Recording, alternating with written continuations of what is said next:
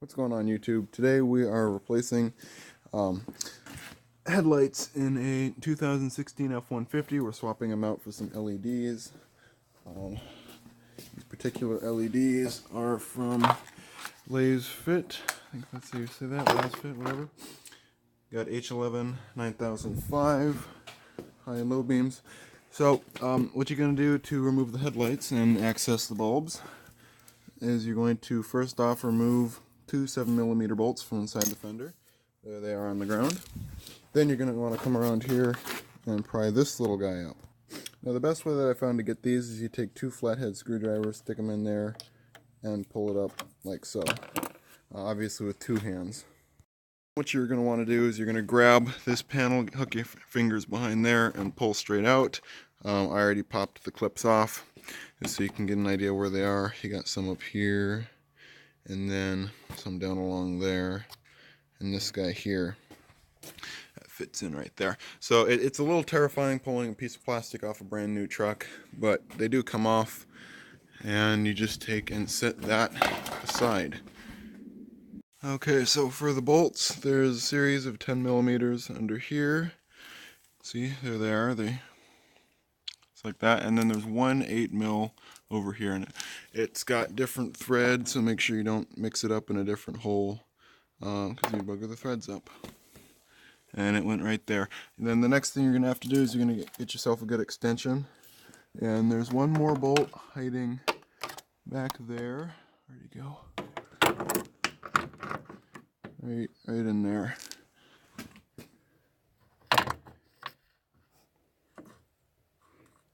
Well, it's not going to focus, but there is one hiding in there, and it's 10mm. You just got to take and buzz that out. I almost forgot to mention, there's one more little plastic thing you got to take off back here. It's another little clip like the one on top. So you just get two screwdrivers in there and pry them out. Alright, once you take that one loose, you can remove this plastic bracket thing. And to do that, there's a clip here, and then another clip that was over here. This little guy right there. So you just push on those with some flatheads, and then you can get it and pry it off like the first plastic piece.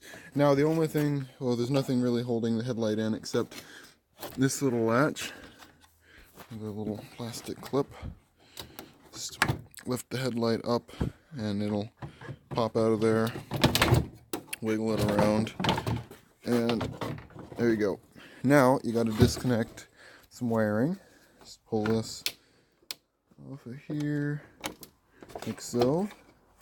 Disconnect this, standard little clip like that, and then another one back here, and then there's one for the turn signal right here. For that, it's easier just to twist it, take the whole operation out, and set it aside, and then your headlight's off.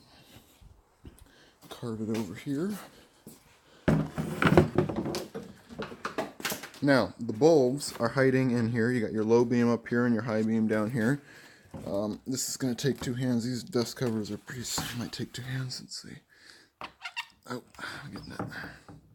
These dust covers are pretty stubborn. There we go.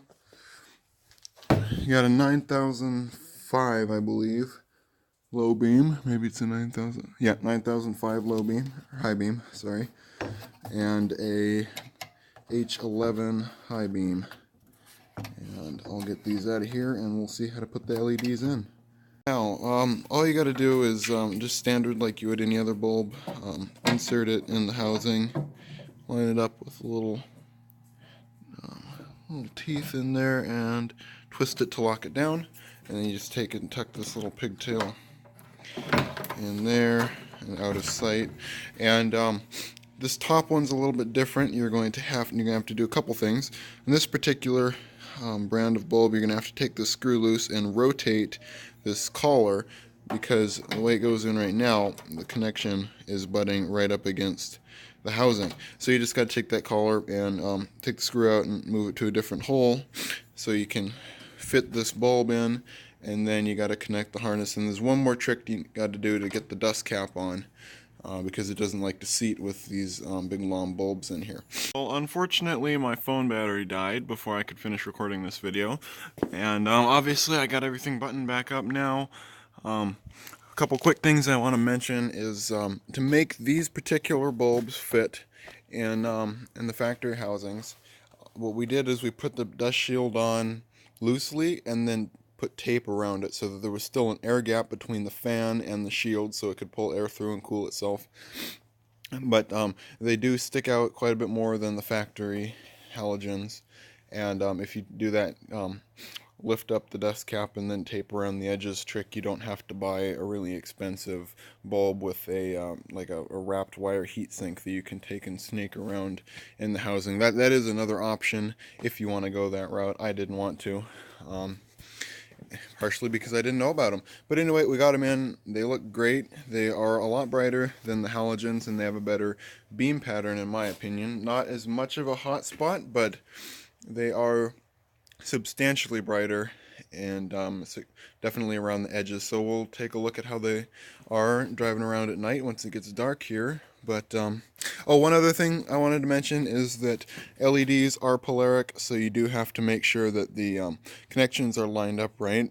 There's you can obviously reverse the plugs and reverse the polarity, and then they won't turn on. So a good way to do that is to install them, plug them into the harness, and then set the light back in the truck and plug it back in without putting any hardware back in, and then turning the lights on and making sure they come on as they should. And if they don't panic, just take and flip the connections around and it should work great.